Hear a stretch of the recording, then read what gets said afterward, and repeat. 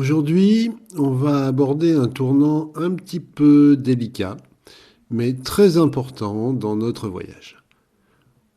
On va avoir un petit obstacle à franchir parce qu'il y a quelque chose que je vous ai caché, qui est assez important et je vous l'ai caché aussi longtemps que j'ai pu pour pas vous effrayer. Mais cette fois, on est arrivé au moment où je vais être obligé de vous l'avouer. Les amplitudes de probabilité sont des nombres complexes. Nous avons parlé jusqu'ici des amplitudes de probabilité comme si c'était des nombres ordinaires, mais en fait, c'est des nombres complexes. Qu'est-ce que ça veut dire? Qu'est-ce qu'on va faire avec ça? Relax. Si vous m'avez suivi jusqu'ici, vous savez déjà qu'on va prendre tout notre temps pour la suite, et comme d'habitude, tout va bien se passer.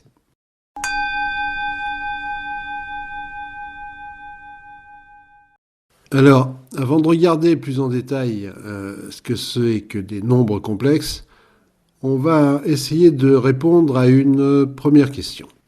Pourquoi est-ce que les nombres complexes seraient indispensables pour comprendre la mécanique quantique? Pourquoi est-ce qu'on ne pourrait pas faire de la mécanique quantique uniquement avec les nombres ordinaires qu'on utilise d'habitude? Eh bien, ma réponse va être absolument catégorique. Je n'en sais strictement rien. Et je ne suis pas le seul, parce qu'en fait, personne ne le sait vraiment. Lorsqu'on a demandé à Schrödinger, c'est lui Schrödinger, pourquoi il avait mis des nombres complexes dans son équation, il s'est contenté de répondre parce que j'en ai eu besoin. Il pensait à l'époque que c'était plus une astuce pour simplifier les calculs qu'une nécessité fondamentale. Mais alors, est-ce que c'est ou pas une nécessité fondamentale? C'est toujours à l'heure actuelle une question ouverte pour les spécialistes du sujet. Même si la plupart d'entre eux pensent de nos jours que les nombres complexes sont absolument indispensables en mécanique quantique, il y a toujours des recherches de nos jours pour essayer de le prouver. Le fond du problème, c'est que les amplitudes de probabilité ne se combinent pas entre elles d'une manière qu'on pourrait représenter uniquement avec des nombres ordinaires. C'est là une loi de la nature, que ça nous plaise ou non, la nature en a décidé ainsi. Mais pour mieux comprendre cette loi de la nature, qui est à la base de toute la physique quantique, on va commencer par regarder comment se comportent les nombres ordinaires, ce qu'on appelle aussi les entiers naturels, quand on les additionne pour calculer des choses ordinaires. Si j'ai 3 billes, par exemple, et que j'ajoute 2 billes, je me retrouve avec plus de billes qu'au début. Quand on est arrivé au collège, on nous a appris qu'on pouvait aussi calculer avec des nombres différents, bizarres, relatifs. C'est-à-dire qu'on va désormais se permettre de calculer avec des nombres qui sont négatifs. Si j'ai 3 euros et que j'ajoute 2 euros, j'ai toujours 5 euros. Mais si j'ai 3 euros et que je contracte une dette de 2 euros, au lieu de soustraire 2 euros, comme ici, je peux aussi ajouter une quantité abstraite et négative qui représente une dette de 2 euros. Cette manière de faire est un peu bizarre quand on y réfléchit bien. Et d'ailleurs, pendant très longtemps, les mathématiciens ont regardé les nombres négatifs avec suspicion. Et puis, au fil du temps, ils ont fini par trouver ça très pratique. De nos jours, on s'est tous habitués à faire ça avec nos comptes en banque. Et quand notre solde passe en négatif, on sait tous ce que ça veut dire. Alors, pour les amplitudes de probabilité, ça va être encore plus subtil. Elles se combinent comme les vagues que nous avons vues dans notre vidéo S1, E0, si vous vous en souvenez. Si la crête de la vague rouge arrive en même temps que la crête de la vague bleue, ça s'ajoute pour faire une crête plus grande, comme celle de la vague noire et comme avec les nombres ordinaires. En revanche, Si les crêtes de la vague rouge arrivent en même temps que les creux de la vague bleue, les deux ondes se neutralisent mutuellement. Mais le plus souvent, le décalage entre les deux vagues n'est pas parfaitement synchronisé et on avait vu que le résultat final dépendra de ce décalage, justement. Eh bien, les amplitudes de probabilité se combinent justement comme ça, de la même manière que les ondes. Et le meilleur outil mathématique pour faire des calculs dans ce genre de cas, ce sont les nombres complexes. Jetons maintenant un coup d'œil à une célèbre expérience de mécanique quantique qu'on appelle l'expérience des fentes de Young. Cette expérience, nous l'étudierons plus à fond plus tard, mais en voici le principe général. Il y a ici une source de particules. Habituellement, ce sont des photons, mais ça peut être aussi des électrons ou des atomes. Ces particules sont envoyées une par une vers une cible. Et elles peuvent arriver sur la cible par deux chemins différents, celui de gauche ou celui de droite, un peu comme dans notre expérience avec l'interféromètre de Mach-Zehnder. Et voici le résultat de l'expérience. À condition qu'il soit impossible de savoir par quel chemin la particule est passée, ce qui est une condition à laquelle vous commencez à être un peu habitué, les amplitudes de probabilité vont se combiner de cette manière.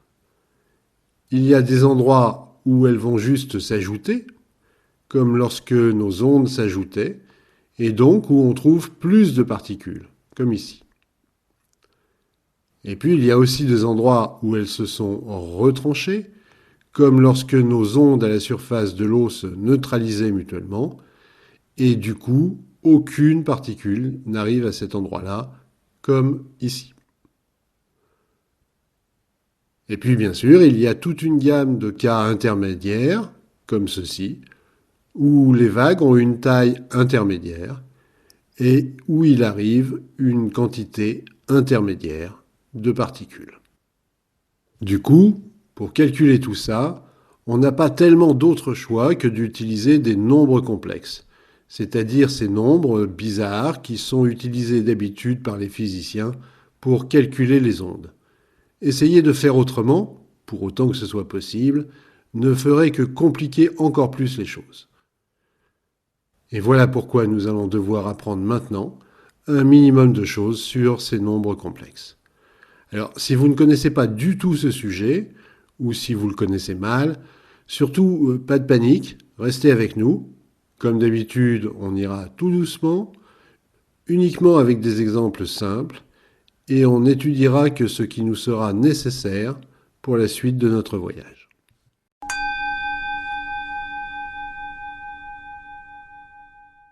Alors, si vous cherchez sur Internet ou dans des livres de mathématiques, vous allez trouver plusieurs définitions possibles pour les nombres complexes et plusieurs manières différentes de les écrire. En effet, c'est un sujet très vaste dans lequel il est assez facile de se perdre et c'est un sujet qui peut devenir vraiment, mais alors vraiment très compliqué si on décide de s'y investir à fond. Mais bon, c'est pas notre cas, nous on va faire des choix et comme promis, on va prendre tout notre temps avec plein d'exemples. Mais tout d'abord, qu'est-ce qu'on appelle un nombre? Même pour les nombres les plus simples, la réponse n'est pas aussi simple qu'on pourrait le croire. Dans cette image, par exemple, il y a 5 doigts.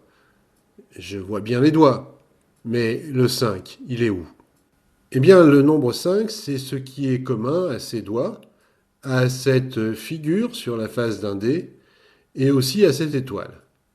Il y a autant de doigts que de ronds sur la face du dé et que de branches à l'étoile. Et c'est cette manière particulière de faire autant qu'on appelle le nombre 5.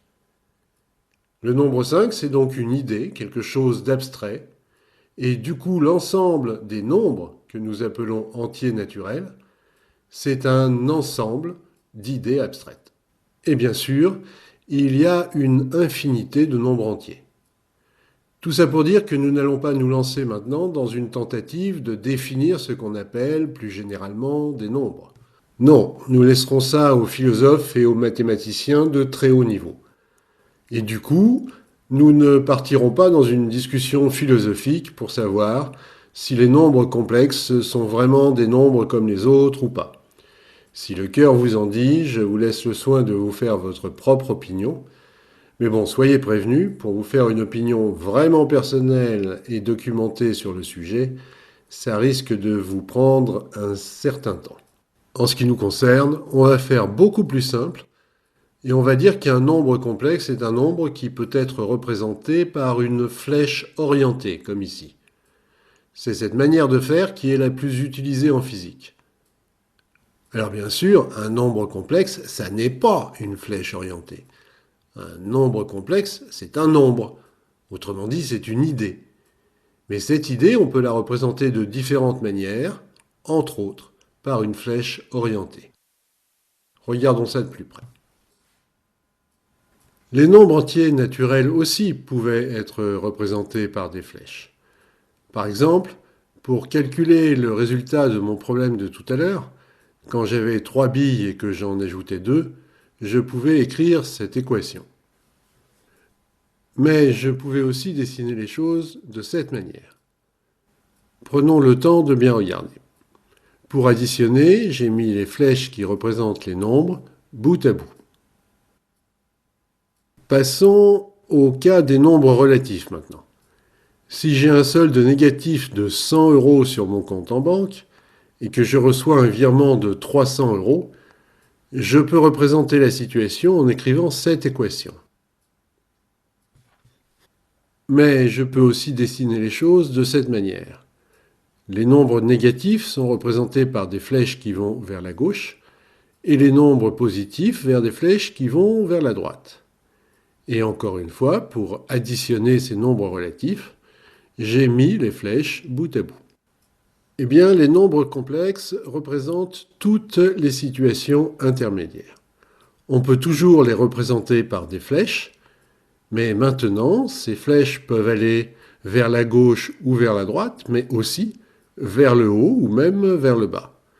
Bref, toutes les orientations intermédiaires sont désormais autorisées. En voici 2 exemples. À gauche, un nombre qui pointe en haut et à droite. Et à droite, on a un nombre qui pointe, qui est dirigé en haut et un petit peu à gauche.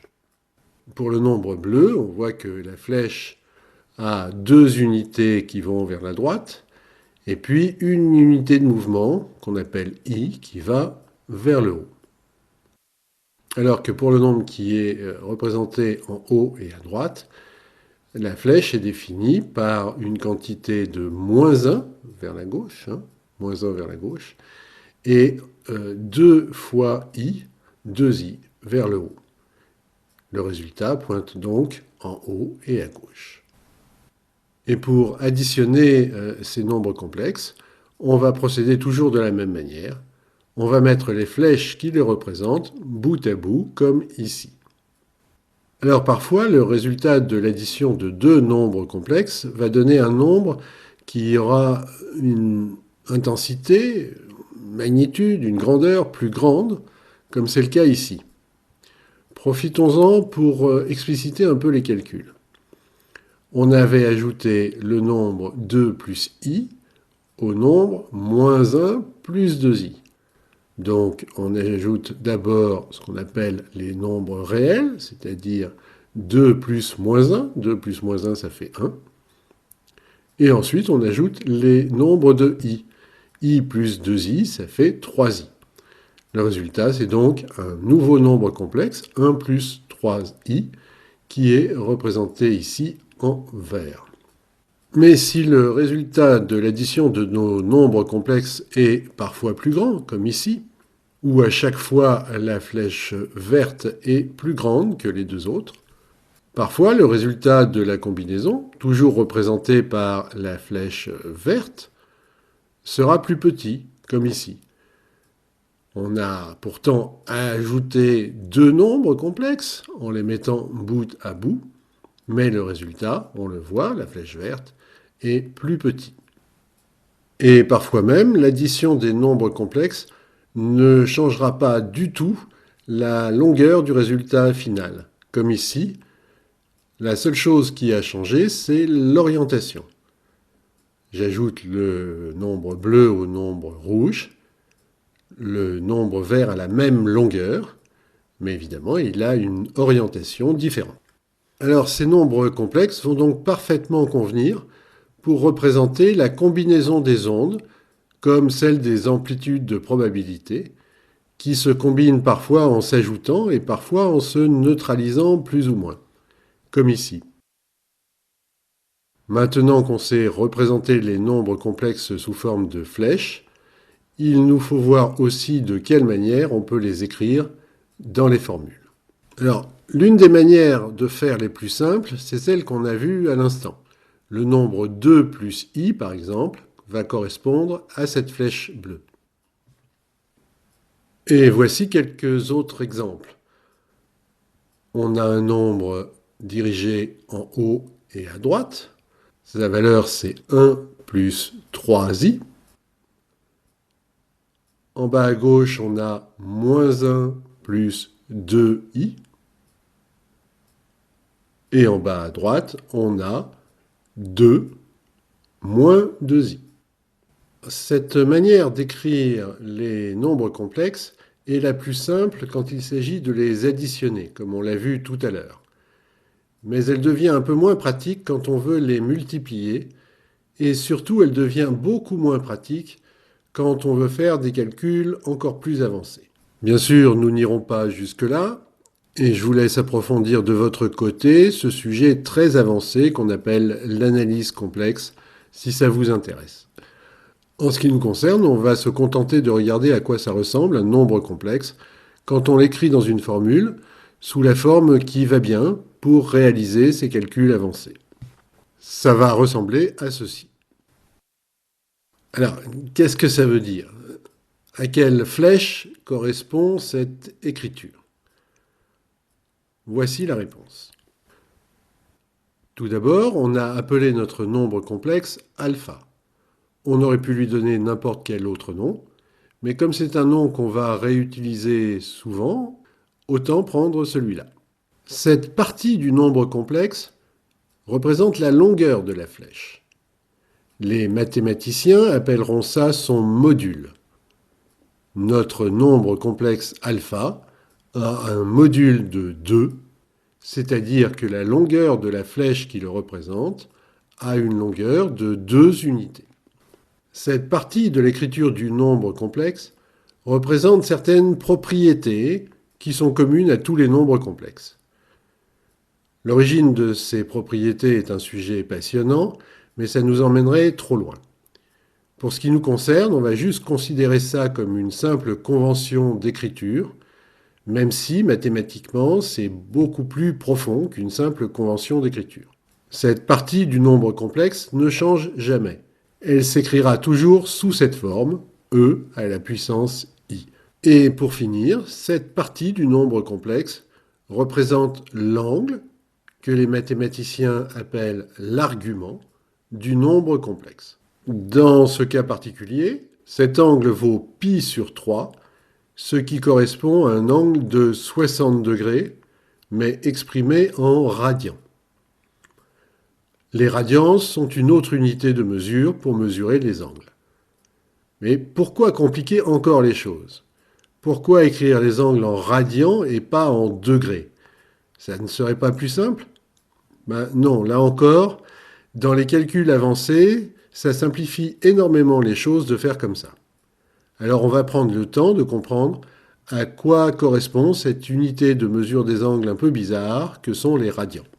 Un tour complet, c'est 360 degrés et c'est 2 pi radians. Pourquoi donc? Parce que si le rayon du cercle vaut 1 mètre, sa circonférence vaut 2 fois pi mètre. On a appris ça à l'école primaire. Et bien sûr, un demi-tour, c'est la moitié. Et c'est donc pi radian. La moitié d'un tour complet qui est 2 pi radians. Un quart de tour maintenant, ça va être encore la moitié, c'est-à-dire pi sur 2 radians. Un quart de 2 pi radians, la moitié de pi radians. Et comme 60 degrés, c'est un sixième de tour complet, ou un tiers de demi-tour, ça fait pi sur 3 radians. Regardons maintenant quelques autres exemples de nombres complexes écrits de cette manière, afin de nous assurer que nous avons bien compris ce que ça signifie. Dans le cas que nous avons vu à l'instant, la longueur de la flèche qui représente le nombre alpha, cette longueur que les mathématiciens vont appeler le module et que les physiciens appelleront plus souvent la magnitude, cette longueur vaut 2 unités. Et l'orientation du nombre complexe est précisée par son angle, que les mathématiciens vont appeler son argument, et que les physiciens vont plutôt appeler sa phase. Et cette phase vaut 60 degrés, comme on l'a vu tout à l'heure, c'est-à-dire pi sur 3 en radians. Il faut s'habituer un petit peu à ce vocabulaire, hein. Les mathématiciens parlent de module et d'argument. Les physiciens parleront souvent de magnitude et de phase. Et dans le langage courant, ça correspond à ce qu'on appellera la longueur et l'angle. Voici un deuxième exemple.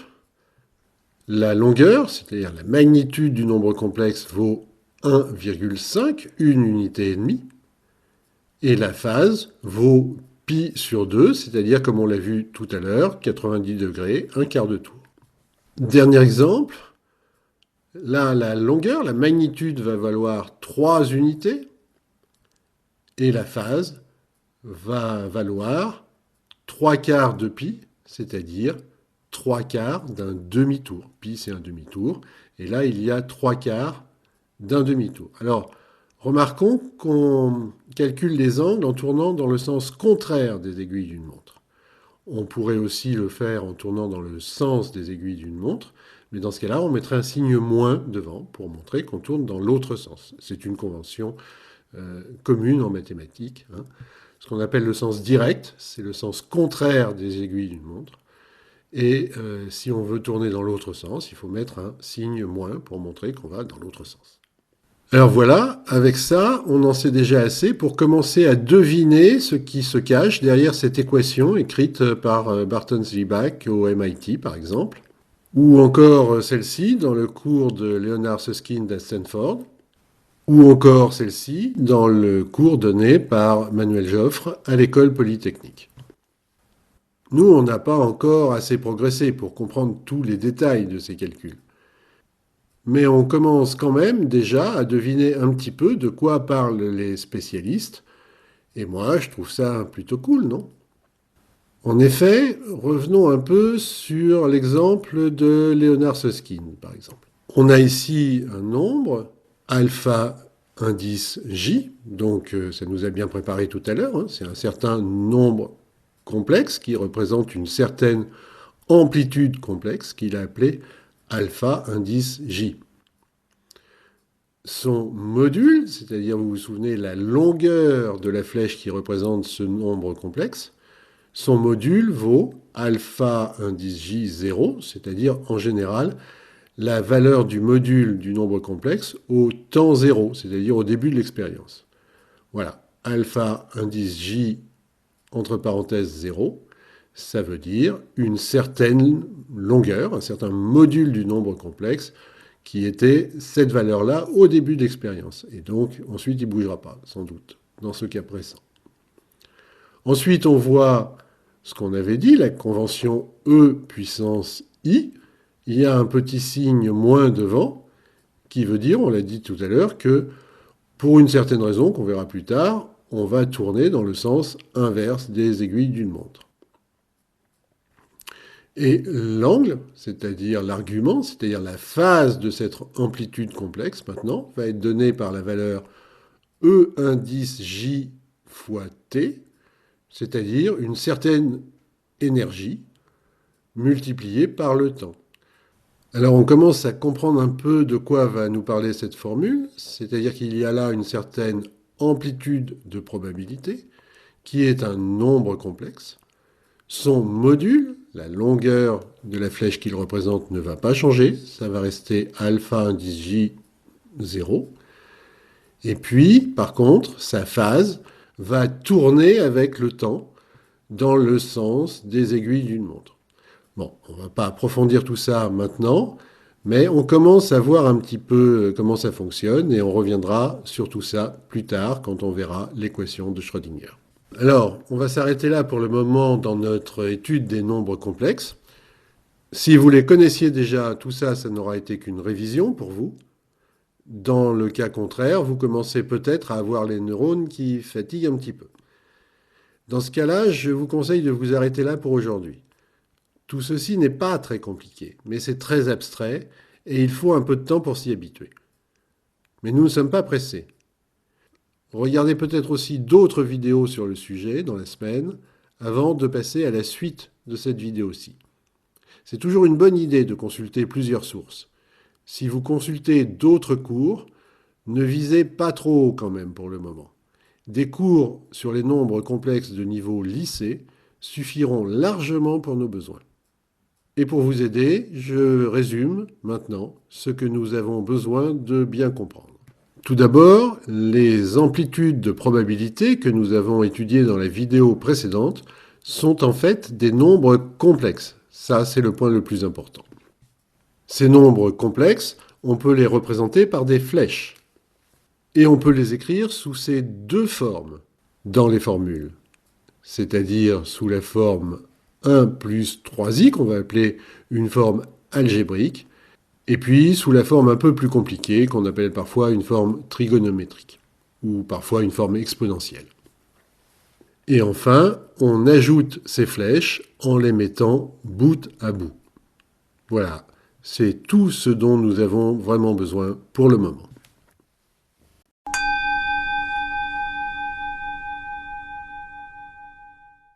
Avant de pouvoir revenir sur l'expérience des fentes de Young, on va devoir maintenant apprendre à calculer les amplitudes de probabilité avec les amplitudes complexes. Avec des nombres relatifs, on sait déjà le faire. Pour obtenir le carré, il suffit de multiplier le nombre par lui-même. Et on a vu que ça fonctionne aussi avec les nombres négatifs, grâce à la règle algébrique moins par moins égale plus, qu'on a apprise au collège. Avec les nombres complexes maintenant, la probabilité correspondra toujours au carré du module. Sur la représentation géométrique, c'est très facile à comprendre.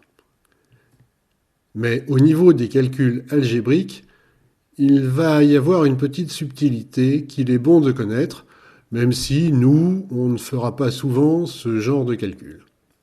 La voici. Si on se contente de multiplier le nombre complexe par lui-même, comme ceci, on va bien obtenir le carré du module qu'on cherchait, ici 1/2, mais il va être accompagné d'une certaine phase qui vaudra le double de la phase initiale. Si vous savez faire ce genre de calcul, vous pouvez le vérifier par vous-même. Vous pouvez aussi demander la réponse à un logiciel de mathématiques qui le vérifiera pour vous. Dans le cas contraire, je vous demande juste de me faire confiance. C'est ça le résultat que vous obtiendrez. Seulement voilà, une probabilité, comme on l'a vu précédemment, c'est un nombre compris entre 0 et 1, et c'est un nombre réel, sans phase.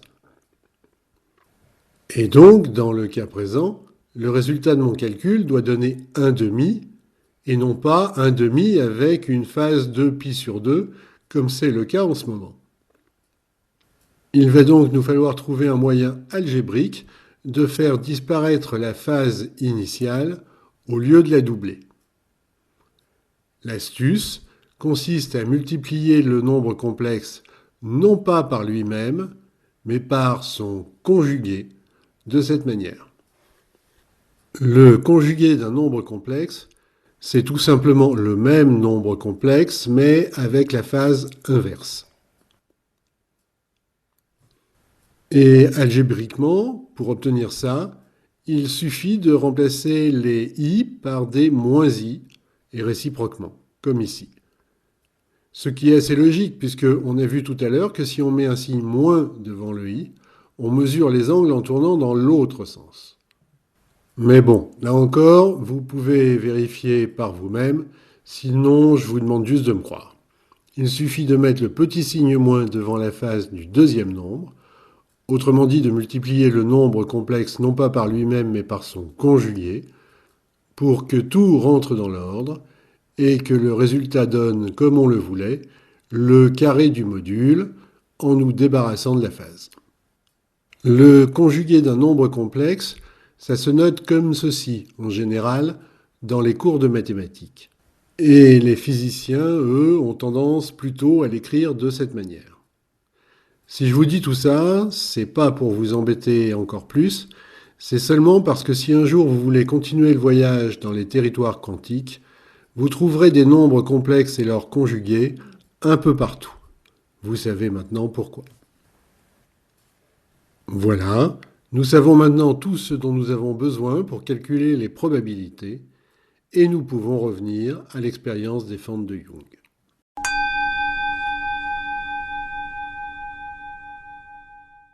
Comme nous l'avons déjà dit précédemment, l'expérience des fentes de Young est tout à fait emblématique.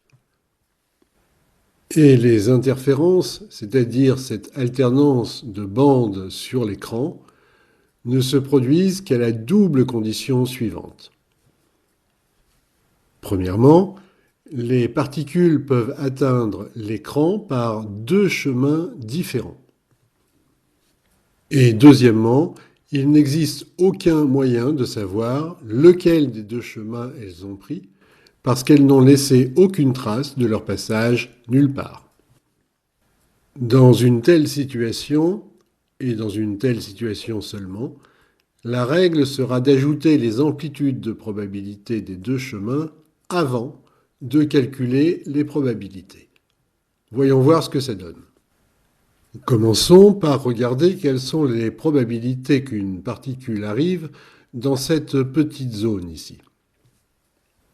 Estimons par exemple qu'il y a une amplitude de probabilité de 1 centième avec une phase nulle, c'est-à-dire sans aucun angle, que la particule arrive à cet endroit en venant de la gauche. Ce qui correspond à une probabilité de 1 chance sur 10 000, puisque le carré de 1 centième, c'est 1 dix millième. Et imaginons qu'il y a aussi la même amplitude de probabilité de 1 centième, toujours avec une phase nulle, que la particule arrive à ce même endroit, mais en prenant le chemin de droite, ce qui correspond toujours à une probabilité de 1 chance sur 10 000. S'il y a des détecteurs en chemin ou toute autre trace de passage des particules qui permettent de savoir, même seulement en principe, par quel chemin elles passent, alors la règle sera d'additionner directement les probabilités. Nous ferons donc 1 dix millième plus 1 dix millième et nous trouverons 2 dix millièmes, c'est-à-dire 2 chances sur 10 000 que la particule arrive ici. Il y a une chance sur 10 000 qu'elle le fasse en passant par le chemin de gauche et une chance sur 10 000 qu'elle le fasse en passant par le chemin de droite, donc au total 2 chances sur 10 000. Mais s'il n'existe aucun moyen de savoir quel chemin la particule a pris, nous devons ajouter les amplitudes de probabilité avant de calculer les probabilités. Le résultat est donc une amplitude de probabilité de 2 centièmes, toujours avec une phase nulle. Calculons maintenant la probabilité. Elle est de 4 sur 10 000 et non plus de 2 sur 10 000. Il y a donc plus de particules qui arrivent à cet endroit quand il est impossible de savoir quel chemin elles ont pris. C'est ce qu'on appelle une interférence constructive. Procédons maintenant au même calcul, mais pour cette zone, un tout petit peu plus à gauche. Pour une raison que nous étudierons plus tard, les amplitudes de probabilité arrivent dans cette zone un peu décalée avec un petit décalage. Si nous imaginons que nos amplitudes de probabilité avancent en tournant dans le sens des aiguilles d'une montre, ça signifiera que l'amplitude bleue a un peu moins tourné que tout à l'heure avant d'arriver, parce qu'elle a parcouru un peu moins de distance. Alors que l'amplitude rouge, elle, a tourné un peu plus que tout à l'heure, parce que le parcours de droite est maintenant un petit peu plus long. Ajoutons maintenant ces deux amplitudes de probabilité.